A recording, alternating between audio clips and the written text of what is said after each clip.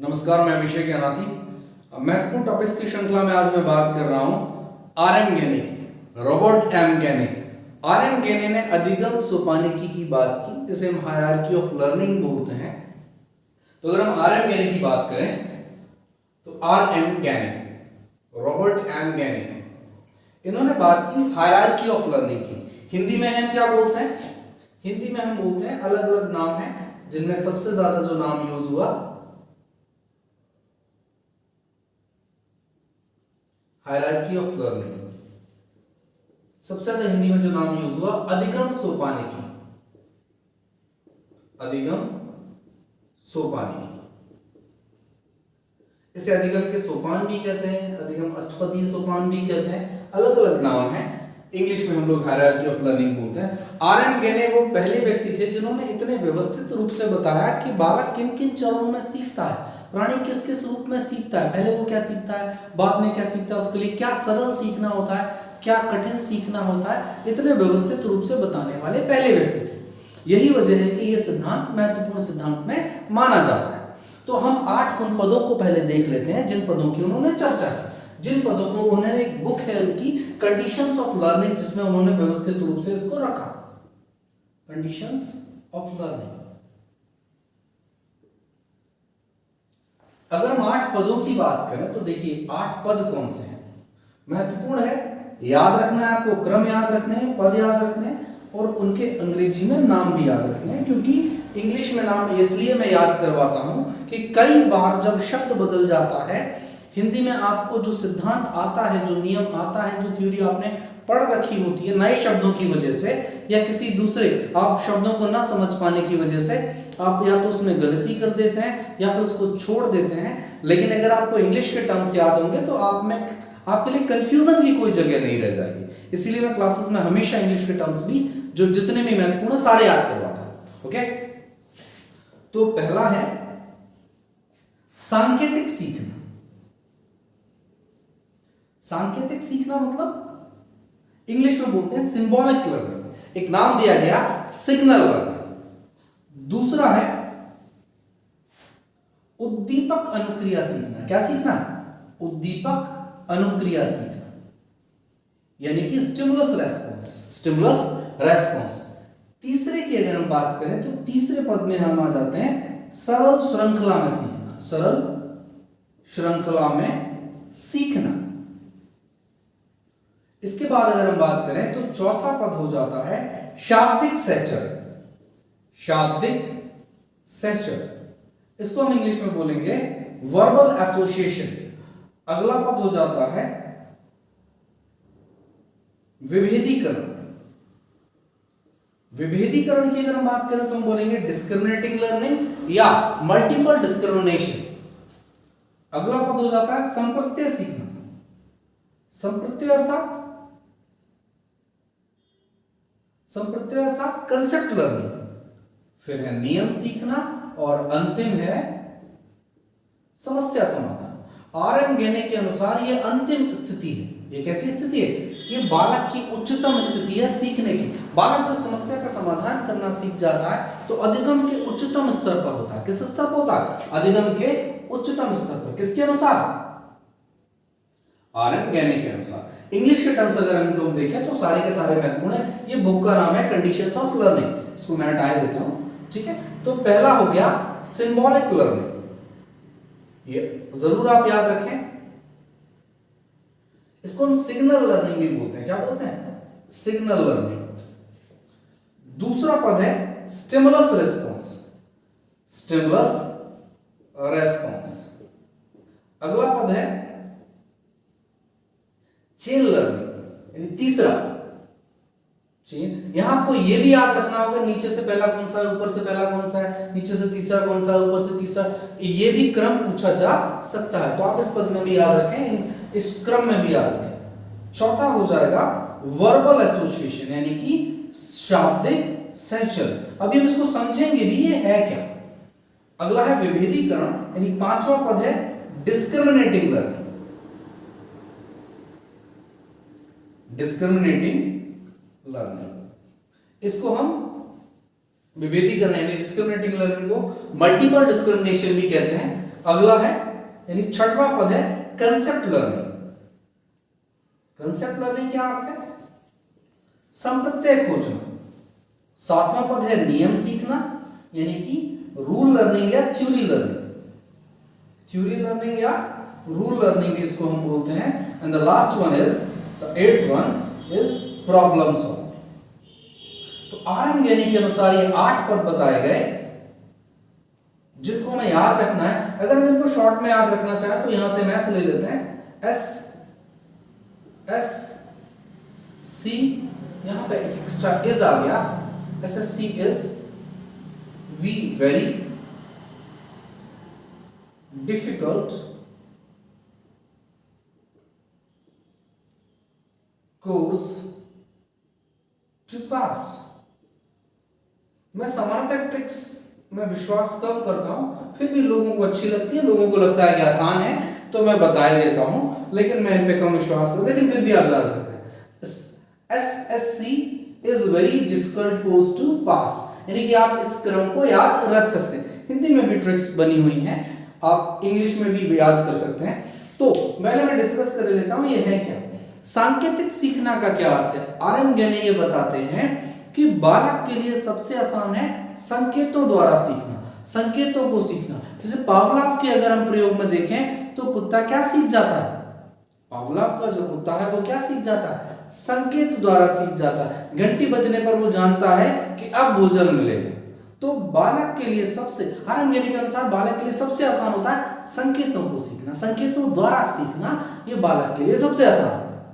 उद्दीपक अभिक्रिया की अगर हम बात करें, थॉर्नडाइक के सिद्धांत को अगर हम देखें तो उसमें क्या है? उद्दीपक पर अनुक्रिया करता है प्राणी और उसके अनुसार सीखता है। तो गेने कहते हैं कि इसके बाद दूसरे क्रम पर जो बात आती है वो इससे कॉम्प्लेक्स क्या है, इससे जटिल क्या है, इससे सरल ये है, इससे जटिल ये है। गेने के अनुसार उद्दीपक पर अनुक्रिया करके सीखता है। तीसरा है सरल श्रृंखला में सीखना। बालक कई सारी चीजों को, साइकिल चलाना है, गिटार बजाना है, ये चरणबद्ध तरीके से सीखता है, श्रृंखला में सीखता है। कैसे सीखता है? श्रृंखला में। सबसे आसान क्या सीखा उसने? संकेतों द्वारा सीखा। उसके बाद उसने उससे जटिल, उससे मुश्किल क्या हो गया? उद्दीपक पर अनुक्रिया। उद्दीपक क्या? कोई भी ऐसी वस्तु जो व्यवहार करने के लिए प्रेरित करे, तो उस उद्दीपक पर अनुक्रिया करके सीखा।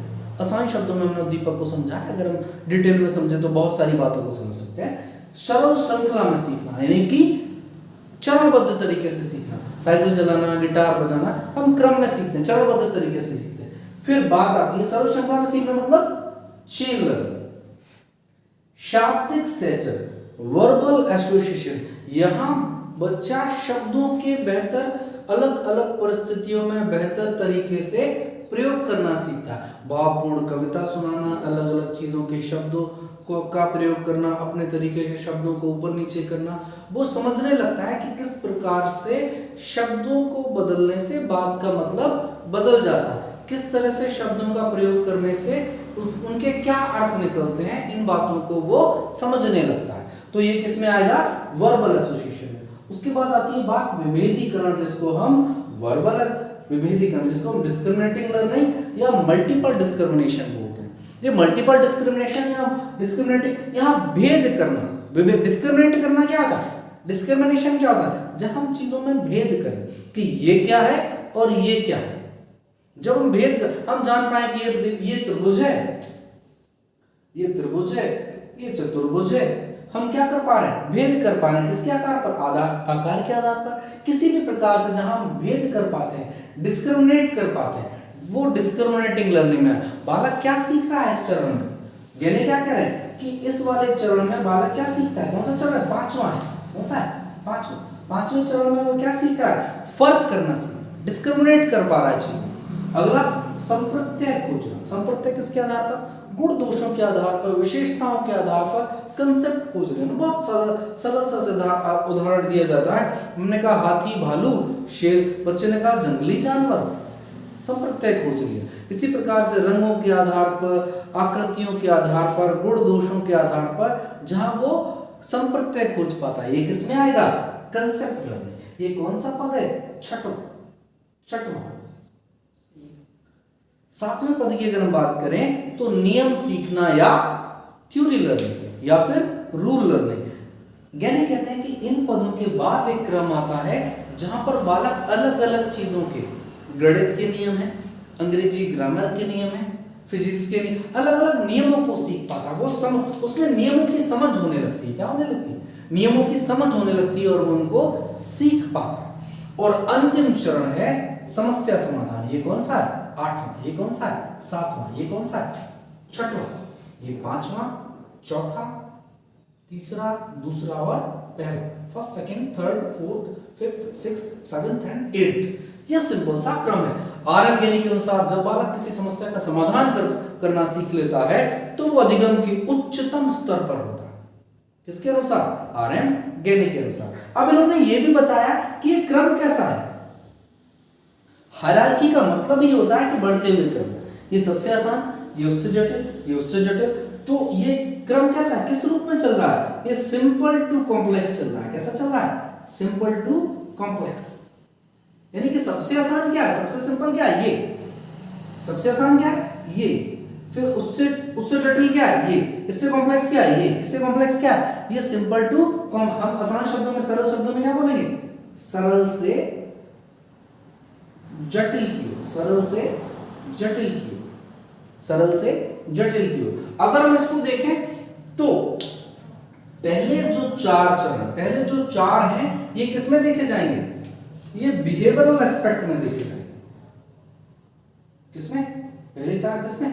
Behavioural aspect. और दूसरे चार कॉग्निटिव एस्पेक्ट। ये बिहेवियरल एस्पेक्ट। बिहेवियरल एस्पेक्ट मतलब व्यवहार के रूप में। किसके रूप में? यहां आप देख पाएंगे कि संकेतों को सीखना किसमें देखा? संकेत किसमें देखेंगे? व्यवहार में। उद्दीपक पर अनुक्रिया व्यवहार में देखेगी। सरल श्रृंखला में देखिए सीखेगा तो व्यवहार में देखेगा। शाब्दिक संचय करेगा, व्यवहार में देखेगा।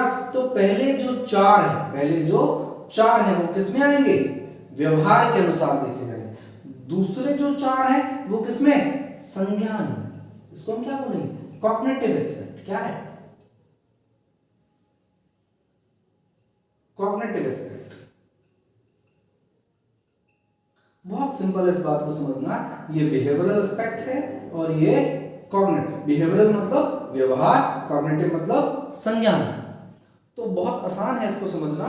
तो एक बार समझ कर लेते हैं। आरएम गैनी ने अपनी जो बुक थी, जो कंडीशंस ऑफ लर्निंग, कौन सी बुक है? कंडीशंस ऑफ लर्निंग, उसमें हायरार्की ऑफ लर्निंग के बारे में बताया, जिसको हम हिंदी में अधिगम सोपानिकी कहते हैं। कुल 8 सोपान बताए जो नीचे सरल से जटिल के रूप में बढ़ते हैं। उन्होंने बताया बालक 8 विभिन्न पदों में सीखता है। पहला है सांकेतिक सीखना, जिसको हम सिंबॉलिक लर्निंग कहते हैं। दूसरा है उद्दीपक अनुक्रिया सीखना, जिसको हम स्टिमुलस रिस्पॉन्स बोलते हैं। तीसरा है सरल श्रृंखला में सीखना, जिसको हम चेन लर्निंग बोल सकते हैं। अगला है शाब्दिक संचय, जिसको हम वर्बल एसोसिएशन बोलते हैं। अगला है विभेदीकरण, जिसको हम डिस्क्रिमिनेटिंग लर्निंग या मल्टीपल डिस्क्रिमिनेशन बोल सकते हैं। अगला है संप्रत्यय, यानी छठवां जो पद है वो संप्रत्यय यानी कंसेप्ट लर्निंग। फिर नियम सीखना यानी थ्योरी लर्निंग या rule learning. And the last one is समस्या समाधान यानी प्रॉब्लम सॉल्विंग। तो आर.एम. गैनी, रॉबर्ट एम गैनी वो पहले व्यक्ति थे जिन्होंने इतने व्यवस्थित तरीके से बताया कि बालक किन चरणों में सीखता है। इनकी जो हायरार्की जो है, हायरार्की का मतलब यही होता है कि बढ़ते हुए क्रम। तो वो कैसे चल रही है? सरल से जटिल की ओर। पहला ये, दूसरा ये, तीसरा ये। और पहले चार किस रूप में देखे जाएंगे? व्यवहार के रूप में, क्योंकि ये व्यवहार में दिखते हैं। और ये बातें कहां चलेंगी? संज्ञान। ये सब मानसिक है। विभेद कहां करेगा? मानसिक प्रक्रिया चलेगी, तो संज्ञान में चला गया। संप्रत्यय कहां खोजेगा? मानसिक रूप से खोजेगा, तो ये किसमें चला गया? कॉग्निटिव एस्पेक्ट है। कौन सा एस्पेक्ट है? कॉग्निटिव, यानी कि संज्ञान। नियम कहां सीखेगा? मानसिक रूप से, तो किसमें चला गया? कॉग्निटिव। समस्या समाधान कहां करेगा? कॉग्निटिव। सिंपल सी थ्योरी है और इंपॉर्टेंट थ्योरी हमें समझनी चाहिए। हिंदी और इंग्लिश दोनों में याद रखिए। बहुत बहुत धन्यवाद। अगली थ्योरीज में मिलेंगे। जितने भी इंपॉर्टेंट थ्योरीज मैं एकदम स्पष्ट और सरल व्याख्या करूंगा। अगर आप समझेंगे और उस थ्योरी को मेरे तरीके से प्रैक्टिस भी करेंगे, आई गारंटी इट, कोई भी क्वेश्चन इससे बाहर नहीं जाएगा। आपने कभी ना पढ़ा हो, आपने पहले बहुत बार पढ़ा हो, आप जब भी पढ़ेंगे आपको कुछ नया मिलेगा, कुछ बेहतर मिलेगा, और ऐसा जहां कुछ भी बाहर ना जाए। हम इसको जब प्रैक्टिस करेंगे तो सारे वो क्वेश्चन क्लियर हो जाएंगे जो इससे संभावित हो सकते हैं या जो इससे पहले आए। Thank you very much.